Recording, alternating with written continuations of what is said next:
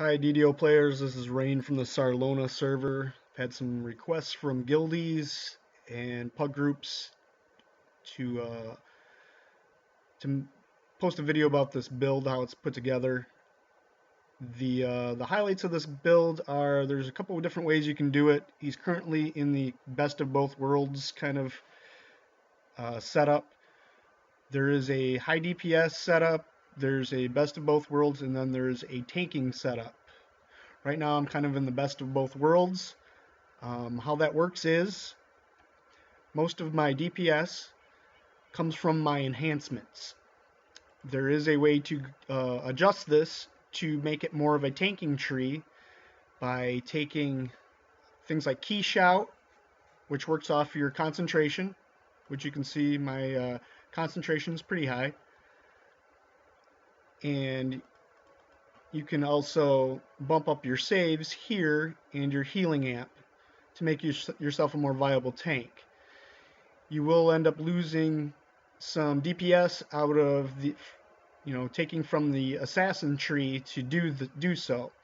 I'm not real big on that. I get most of my DPS from enhancements, and when you go full DPS, you stay spec'd how I am currently, just so you can see the rest of the tree. I get run speed from that.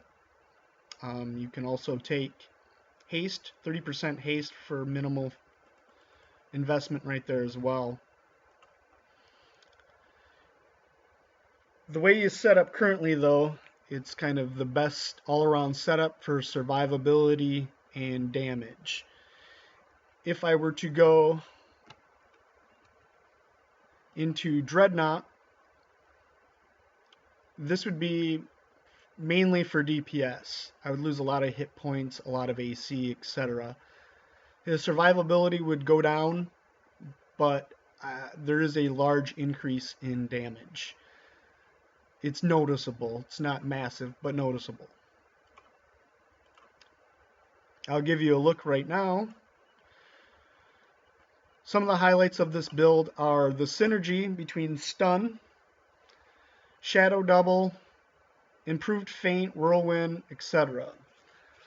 A lot of this character's survivability not only comes from the high AC. I'll give you a look here when I zone in.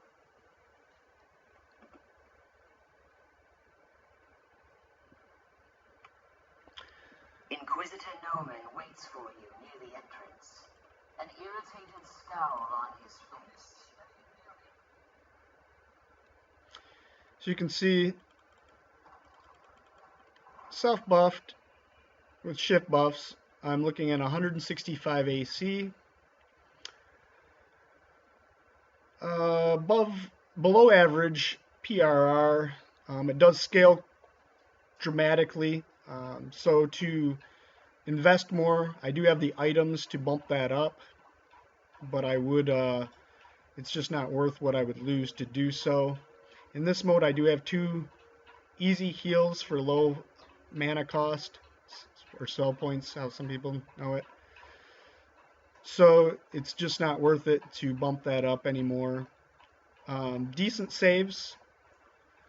One of the highlights of this character, though, is the 30% dodge, the 25% from incorporeal mischance, 50% dodge cookie bumping me up to 80%. Displacement clickies. This character can also cast from scrolls, so I can get displacement from there as well. And even another mischance from elusive target for another 5%. And any items I have that also add mischance. So you can see there's a lot of mischance opportunities here for when I'm tanking. So for this setup, for PJs, I'm actually a pretty viable tank. Some would probably rather go with your typical PRR tank, but as you can see how this character's set up, there's so many opportunities for mischance, it does make him viable. In this mode, or when I go pure tanking, it's kind of a new thing for me to tank raids, but I have been doing it, and it's become rather easily with this build on on Elite Hard raids. I haven't done Epic Elite, which I'm sure that would be humbling with this build.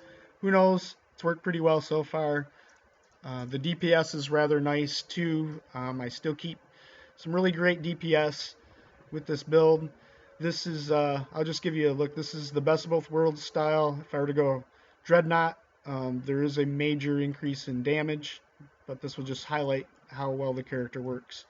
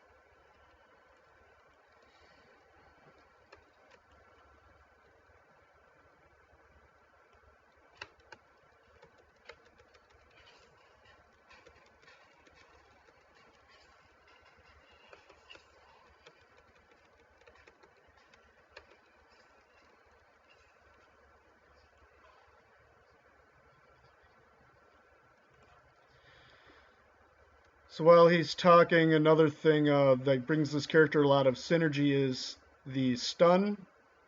Adds the helpless damage to the target, which is 50% increase. I also get another 30% bump from No Mercy.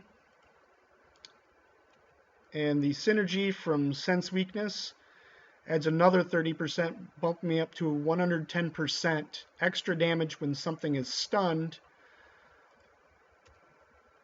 on top of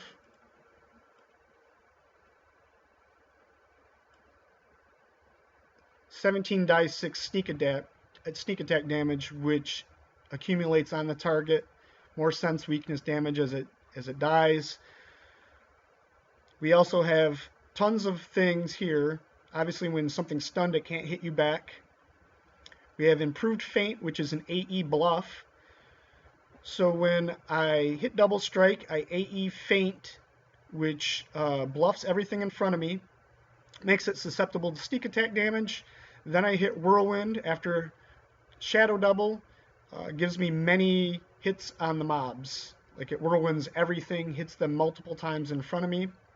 Then we also have another bluff opportunity with single targets with Shiv, which will also turn the mob around, which I'm not getting attacked again. Gives me sneak attack damage. And then Execute, which when a mob is down to 30% damage, this is pretty much an insta-kill. So with all those synergies working together, things you generally don't live very long. I understand this is a lower level quest, Epic Elite quest right now, but this is just to show you how dramatic it can be even on quests this low.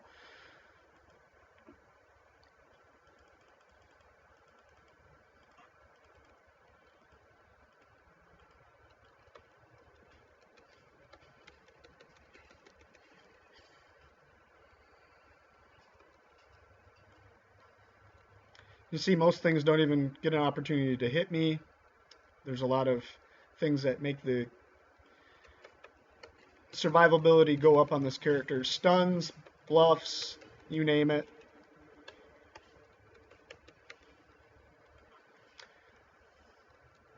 This character is designed to give you the most survivability with the most damage.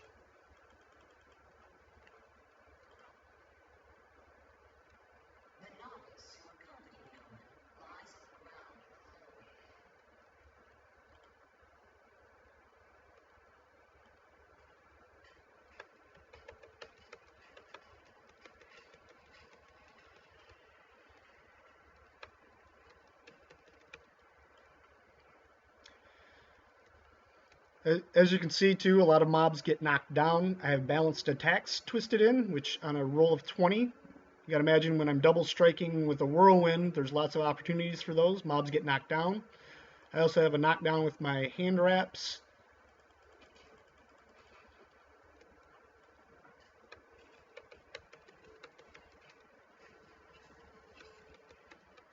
with the meteor strike. Here's an orange mob.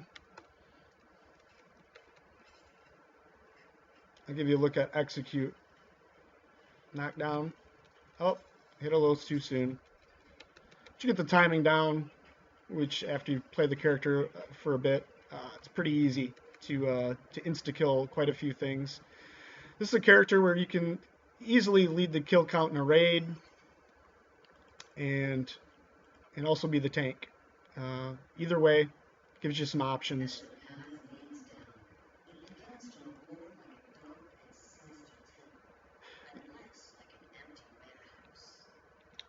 This character also has all the trapping abilities, can do a lot of things on Epic Elite, raids on hard. Some things might get a little sketchy. You do give up quite a bit here and there for your trap abilities, but they're still in the high 70s. There's probably some ways you can bump it up to 80 to be able to get most Epic Elite stuff. But you do have some options. You can resurrect characters on the fly. Done that quite a bit in raids where I can get people back up on their feet when we're approaching a wipe and still stay on my feet myself. Cure scrolls, restoration scrolls, the whole nine. This character is kind of a jack of all trades and pretty good at a few things as well. I usually just ignore these traps though on this quest. It's not really worth it even on Epic Elite. Who cares?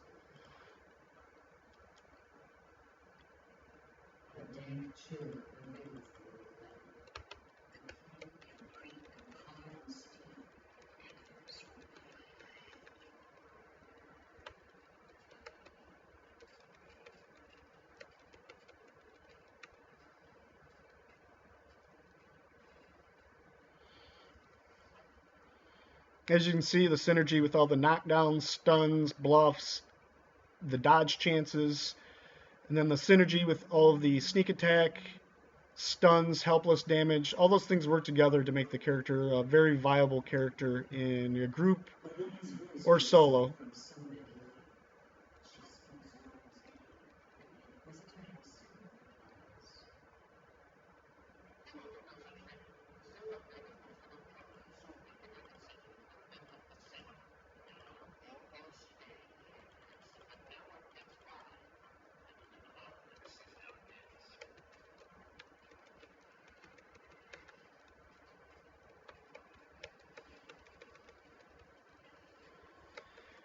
I get the whole monks aren't on point right now, and bards, pallies, barbarians, they're the flavor of the month thing, but that's just, it's not my style. It's no fun for me. I'm not going to play something simply because it's powerful in the moment.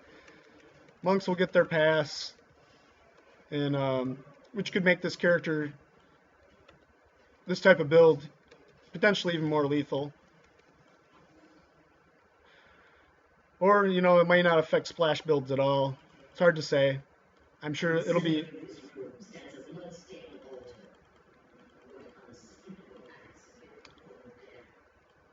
This isn't a very hard quest, so I don't keep up on my clickies. It's just primarily just to show you how easy this content is with this build. As you can see, the little yellow icons, the knockdowns, that just means that there's, oh, I actually got hit. Double heals will get me right back up to, so you don't need a lot of help.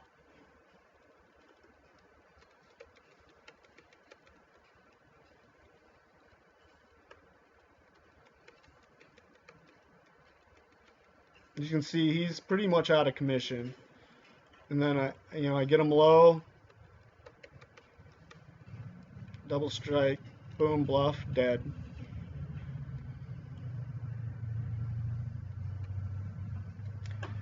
Like I said too, if you go with Dreadnought, you're going to lose some of your survivability, but you're going to look at numbers that are pretty impressive. The multiplier for your crit chance goes up. The haste that clickies you have, you're going to scroll some pretty ungodly numbers. I've hit with execute in that build for like double 8,000s with the shadow double. There's some pretty crazy numbers you can put up when you go that route. I prefer the survivability. It just makes me feel tougher when I can just fly through the stuff and, it doesn't really, stuff doesn't, I can just kind of ignore stuff, just kind of cakewalk through most of the stuff. See all the bluffs? Sneak attack, whirlwind, everything dies. Most things generally die um, very quickly.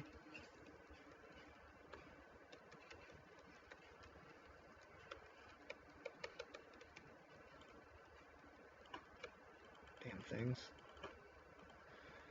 Not keeping on point with my clickies because it is a pretty easy quest, so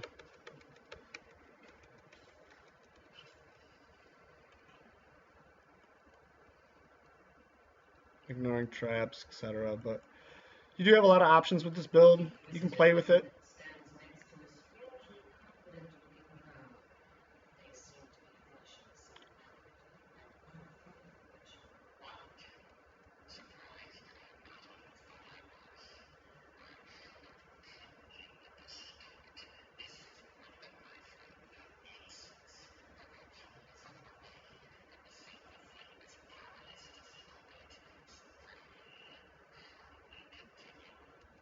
This character also is only using +5 tomes.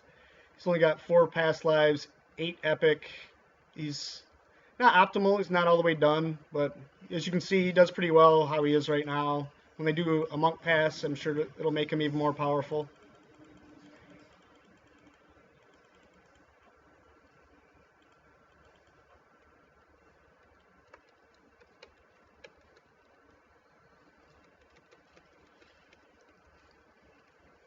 See lots of opportunities for knockdowns.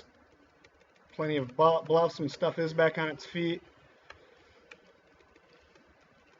Insta kills. Now this stuff's undead, so it's not optimal. Stuns don't really work on it. No sneak attack damage.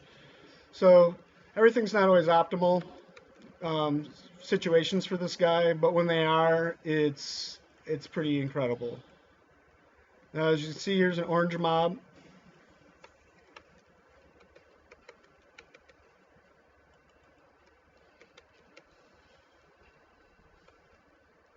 He's going to spend a lot of time spinning around. Have deception items. So many bluff items. As you can see, some pretty incredible numbers are spamming on him.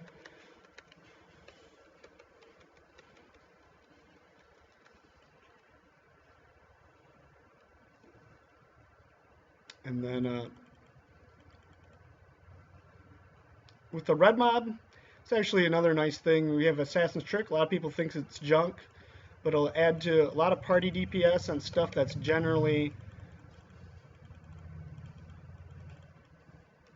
not susceptible to sneak attack damage.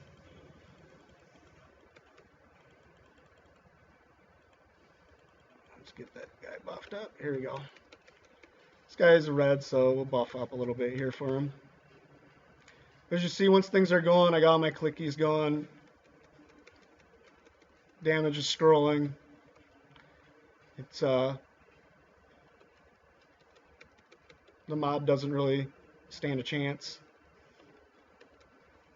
Oh, I've been doing that with the scroll in my hand. Probably helped to switch over to hand wraps. There we go.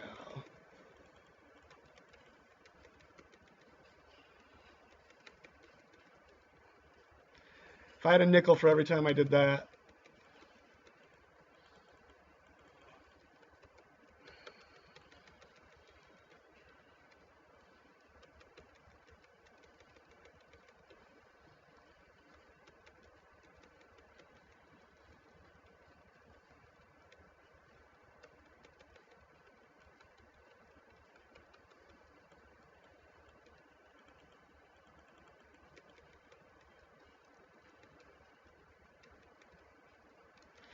A lot of times this guy only hit me a couple times. Seems to be having some lucky rolls on me this time, but it happens. As you can see, though, it's not very hard to keep him up or anything.